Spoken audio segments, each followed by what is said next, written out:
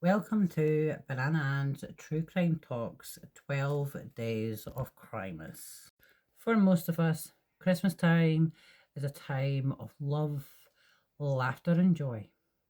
But for a minority, this season has been shattered into something more suited for Halloween. My 12 Days of Crimeas videos will look at cases on or around Christmas time that have left an everlasting darkness on what should be the most wonderful time of the year. Day 3. Marvallous teen gang indulge in a sickening festive killing spree. Over a 3-day period between the 24th of December and the 26th of December 1992.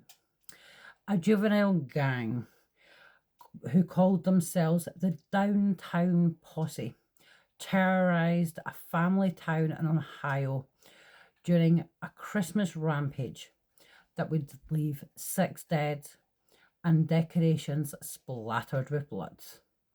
The posse comprised of 16-year-old Laura Taylor, 17-year-old DeMarcus Smith, 20-year-old Heather Matthews, and 19-year-old Marvallous Keane. The first murder was on Christmas Eve, and the victim, Danita Goulet, an 18-year-old mother of one, who on her way home from work was shot 5 times, cruelly murdered at a phone booth for her trainer's coat and a measly 50 cents. She had been shot in the chest, legs, and hand, indicative of defensive wounds that showed that she was trying to fend off the attack.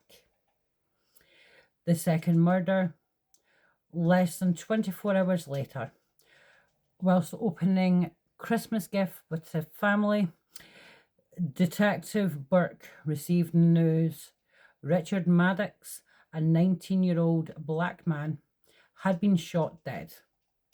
He had took a bullet to the head whilst driving, and it was believed he was shot by somebody in the passenger side.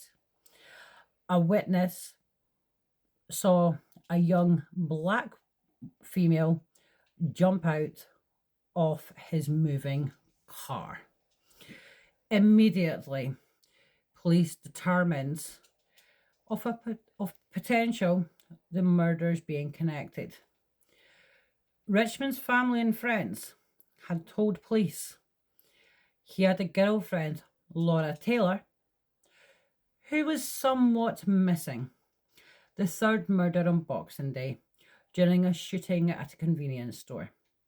2 of the posse entered the store demanding money, and the cashier, Sarah Abraham, willingly handed over the cash, up to around $40.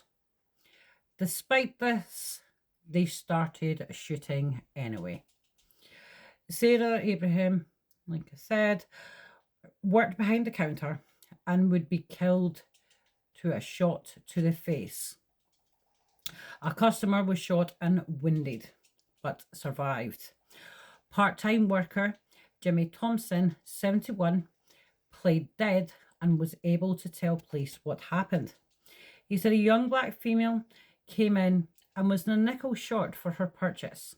Jimmy gave her the nickel. While she walked out, 2 black men walked in. Both had handguns. Both later fled on foot. The shell casings were the same found at Danita's crime scene.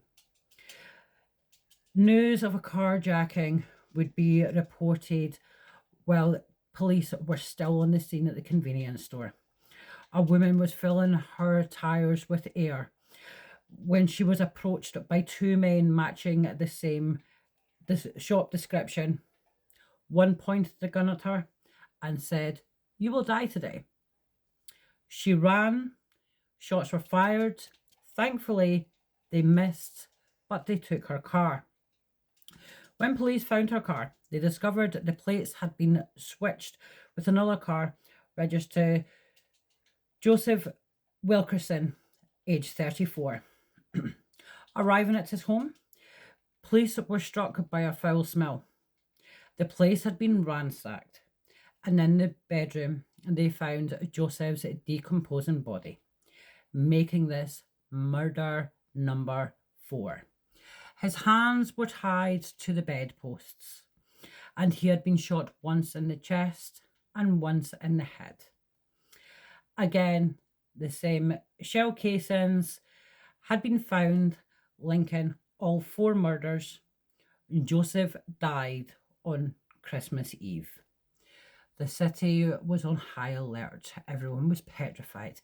It was Christmas and the festive period was ruined by what had been going on in these few short days. And police appealed for suspects. A breakthrough came after Nicholson Woodson told them about the downtown posse, a gang of high school dropouts and runaways surviving on the streets. He told police that the posse bragged about the homicides and named all 4, including the missing girlfriend. After surveillance of the car, 3 suspects returned to the scene. Keane, wearing Danita's coat, and Taylor were both arrested, followed closely by Smith, who was wearing Danita's trainers, and Matthews. Police found 2 firearms connecting all 4 murders. After lengthy interrogations, Taylor eventually told the police about 2 more bodies. The victims were Wendy Cottrell, 16, and Marvin Washington, 18.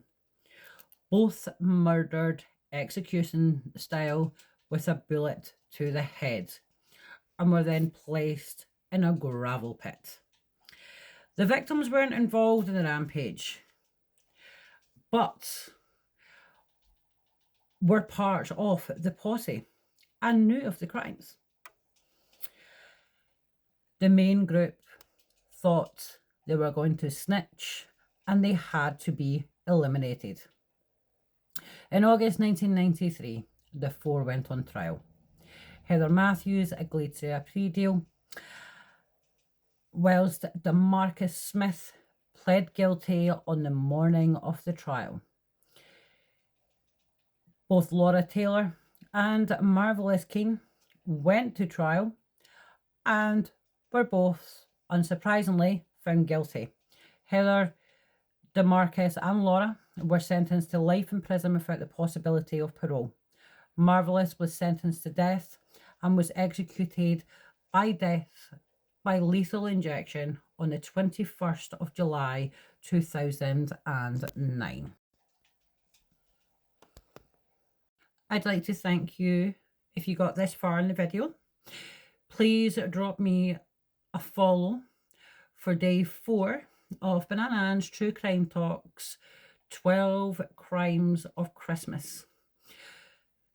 Sad case again, and sadly, while justice has been served, the everlasting impact of the callous and cold actions has meant for the victims' loved ones, Christmas will forever be a painful reminder of what they've lost.